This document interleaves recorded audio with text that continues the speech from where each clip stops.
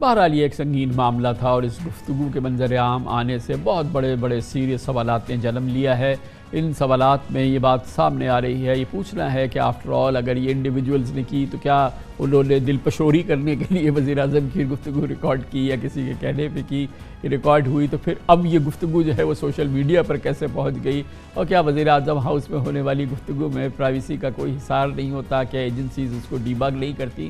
اطلاعات تو یہی ہیں کہ ہر روز باقاعدہ ڈی بگنگ کا سیشن ہوتا ہے، اس کے لیے بڑا ایک ایکسٹینسو نظام موجود ہے۔ پرائم منسٹر ہاؤس کی انٹرنل اور ایکسٹرنل سیکیورٹی کے لیے ایک بہت ہی وسیع نظام موجود ہوتا ہے۔ کیا وہ پورا نظام دیکھتا رہ گیا اور چند ملازمین نے یہ کام کر دیا، اور وہ ملازمین بھی جن کو کہ سامنے نہیں لایا جا رہا، جن کی شکل نہیں دکھائی جا رہی؟ یہ ایک بہت ہی سنگین معاملہ ہے، لیکن اس حوالے سے جو رانا ثناءاللہ صاحب کی گفتگو ہے وہ آپ نے سن لی ہے، اور پھر اصل بات تو یہ ہے کہ یہ گفتگو اس کی سیاسی اہمیت اپنی جگہ ہے، لیکن یقینی طور پہ وزیر اعظم نے جو گفتگو کی ہے اس میں پاکستان کی قومی سلامتی کے حساس معاملات بھی ہوں گے۔ جناب شہباز شریف بھی یہ گفتگو کر رہے ہیں، ان سے پہلے جناب عمران خان بھی یہ گفتگو کر رہے تھے، اور سب سے بڑی اہم بات یہ ہے کہ کیا یہ نظام اب ختم ہو گیا ہے، ہمیشہ کے لیے ختم ہو گیا ہے، یا پاکستان کے وزیر اعظم کی گفتگو نہ ان کے کمرے میں نہ ان کی ٹیلی فون کی گفتگو کا بھی ٹیپ ہو پائے گی، اور یہ کیا اس کی بےخبری مکمل طور پہ ہو گئی ہے؟ فی الحال رانا ثناءاللہ صاحب نے اس کا دعویٰ نہیں کیا ہے۔ اس کی تازہ ترین صورتحال اس پورے قضیے کی کیا ہے، اس پر آج ہم نگاہ ڈالیں گے، اور پہلے ہم بات کریں گے پاکستان کے ممتاز تحقیقاتی صحافی سینئر صحافی اعزاز سید ہمارے ساتھ موجود ہیں۔ بہت بہت شکریہ اعزاز سید صاحب، آپ بتائیے گا، ماشاءاللہ آپ کا بھی بہت تجربہ ہے۔ رانا ثناءاللہ صاحب نے کہا کہ کچھ پرائم منسٹر ہاؤس کے 2-4 لوگ تھے، وہ انفرادی طور پہ وزیر اعظم کا فون ٹیپ بھی کرتے ہیں، اور وہ وہاں پہ ہونے والی گفتگو بھی ٹیپ کرتے ہیں، جب چاہتے ہیں ٹیپ لگا دیتے ہیں، ہٹا لیتے ہیں۔ آپ ہضم کر رہے ہیں، آپ کا تجربہ اس بات کو تسلیم کرتا ہے کہ یہ معاملہ اتنا ہی سادہ تھا؟ کامران صاحب، مجھے تو 90s میں سپریم کورٹ آف پاکستان میں وہ جو ٹیلی فون ٹیپ ہونے کی جو لسٹ ہے وہ بھی یاد آتی ہے، جس میں آپ کا نام بھی تھا، آپ کا ٹیلی فون بھی ٹیپ ہوتا تھا۔ عمران خان صاحب کا جو سیاسی بیانیہ ہے اس پر بہت سارے اختلافات ہیں، لیکن عمران خان صاحب جو سوال اٹھا رہے ہیں وہ بالکل ٹھیک ہے۔ اس وقت اگر پرائم منسٹر کی سیکیورٹی کی بات کی جائے تو پرائم منسٹر ہاؤس کی اور پرائم منسٹر کی سیکیورٹی بلو بک کے تحت وہ عملی طور پہ انٹیلیجنس کے حوالے سے تو انٹیلیجنس بیورو کے پاس جاتی ہے، لیکن ہماری جو پریمیئر انٹیلیجنس ایجنسی ہے، دوسری جو sister intelligence agency I B کی، وہ آئی ایس آئی ہے۔ آئی ایس آئی کے لوگ بھی آتے ہیں، وہ بھی سویپنگ کرتے ہیں، وہ بھی جو چیک کرتے ہیں، جو امپارٹنٹ میٹنگز ہوتی ہیں پرائم منسٹر کی، جس میں سروسز چیفز بھی آتے ہیں، پاکستان کی نیوکلیئر کے حوالے سے بھی اہم فیصلے ہوتے ہیں، پاکستان کی اکانومی کے حوالے سے بھی فیصلے ہوتے ہیں۔ تو یہ جو سیکیورٹی بریچ ہوا ہے عملی طور پر اگر دیکھا جائے تو اس کی ذمہ داری ہمارے دونوں انٹیلیجنس اداروں کے اوپر عائد ہوتی ہے۔ اور اعزاز صاحب، اس میں امپورٹنٹ بات یہ ہے نا کہ اب تک جو چیز سامنے آئی ہے وہ یہ کہ فزیکل بگنگ بھی ہوئی ہے، یعنی کہ وہاں پہ کوئی نظام موجود تھا کہ جو بھی عام گفتگو ہو رہی ہے وہ بلا ٹیلی فون عام بیٹھ کے وہ ریکارڈ ہو، وزیر اعظم اپنے موبائل پہ بات کر رہے ہیں، ان کا اسٹاف کوئی کر رہا ہے تو وہ ریکارڈ ہو رہا ہے۔ پھر یہ بات بھی سامنے آئی ہے کہ جو گرین لائن کہا جاتا ہے، جس کو کہ سیکیورڈ لائنز ہوتی ہیں، وہ بھی اس پہ بھی گفتگو ہوئی ہے، وہ بھی ریکارڈ ہوئی ہے۔ تو یہ ایک بہت وسیع نظام ہے جس نے شہباز شریف کو بھی اور ان کی حکومت کو بھی اپنی گرفت میں رکھا، اور عمران خان کی تو رکھا، اور ظاہر ہے کہ یہ صرف یہی گفتگو تو نہیں ہے۔ اس کا مطلب یہ کہ اس کا ہم نہیں سمجھ سکتے کہ وہ کتنا ضخیم ریکارڈ جو ہے وہ موجود ہوگا۔ میری پہلی بات یہ تھی کہ رانا ثناءاللہ صاحب نے کہا کہ یہ تو کوئی مسئلہ ہی کوئی نہیں ہے، یہ 2-3 لوگ تھے اور وہ انہوں نے کیا، اور نہ کوئی ایجنسی تھی، نہ کوئی کچھ تھا، نہ کوئی بیرونی ایجنسی ہے، نہ کوئی اور معاملہ ہے۔ تو یہ اس اتنے بڑے معاملے پر اس انداز سے اس کو کور اپ کرنا یہ کتنا مناسب بات ہے؟ کامران صاحب، بڑے افسوس کی بات ہے، رانا ثناءاللہ جس طریقے سے اس سارے معاملے کا ڈیفنس دے رہے ہیں وہ کوئی مناسب نہیں ہے۔ اور ایک بات مجھے ضرور پتہ چلی ہے، جو پرائم منسٹر کو پتہ چلی ہے، کہ یہ فورن ایجنسی والی بات تو کوئی نہیں ہے اس میں، کہ کوئی فورن ہاسٹائل ایجنسی تھی تو وہ یہ ایسا کر رہی ہے، یہ بات تو کلیئر ہے کہ وہ ایسی کوئی بات نہیں ہے۔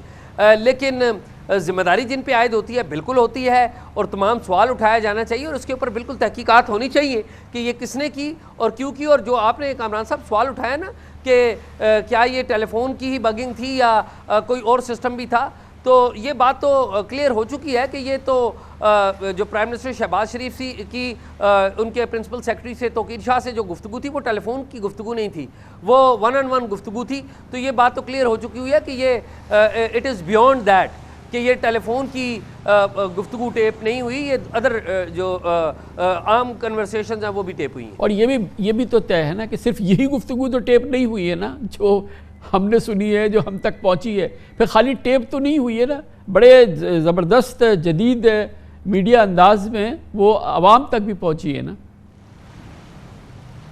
کامران صاحب وہ عوام تک بھی پہنچی ہے. دیکھیں نا کامران صاحب, پہلے کوئی زمانہ تھا کہ کسی نامعلوم اخبار کو خبر دے دی جایا کرتی تھی, وہ وہ باقی جو مین سٹریم اخبار تھے وہ اخبار اٹھا لیا کرتے تھے.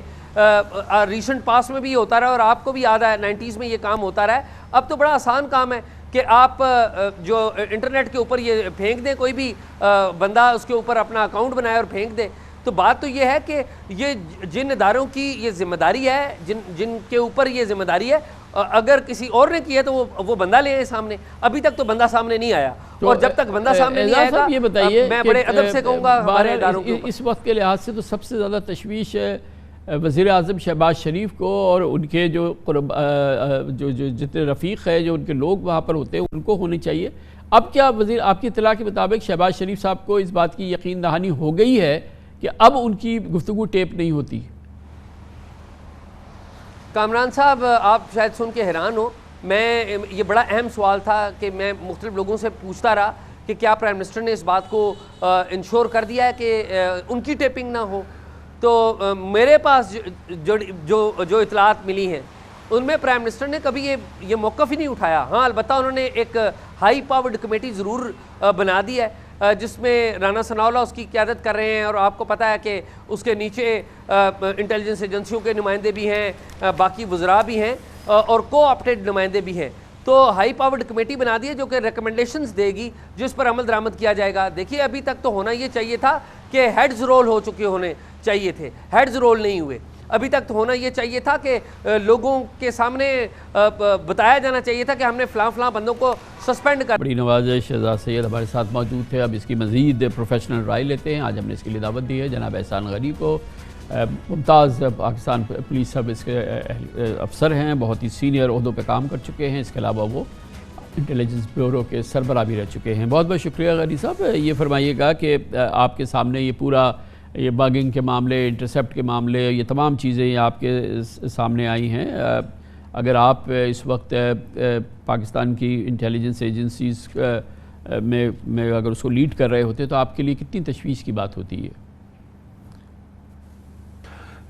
میں یہ کہوں گا کہ یہ بہت تشویش کی بات ہوگی. یہ بالکل ایسا ہے جیسے آپ اگر ماضی قریب میں ہم جائیں کہ ایبٹ آباد میں او بی ایل کا جو تھا کلنگ, اس کے برابر میگنیٹیوڈ یا اس سے زیادہ, کیونکہ وہ تو صرف ایک انٹری اور ایگزٹ تھا اور یہ فار منتھس ایک کام ہو رہا تھا.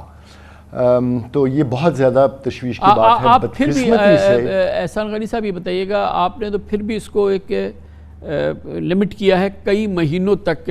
ہم کیوں نہ یہ سمجھیں کہ یہ کئی مہینوں کی بات نہیں ہے, یہ کئی سالوں کی بات ہے, یا یہ کہ یہ کوئی یہ ویسے تو خفیہ بات ہے لیکن یہ بھی معمول کا عمل ہے؟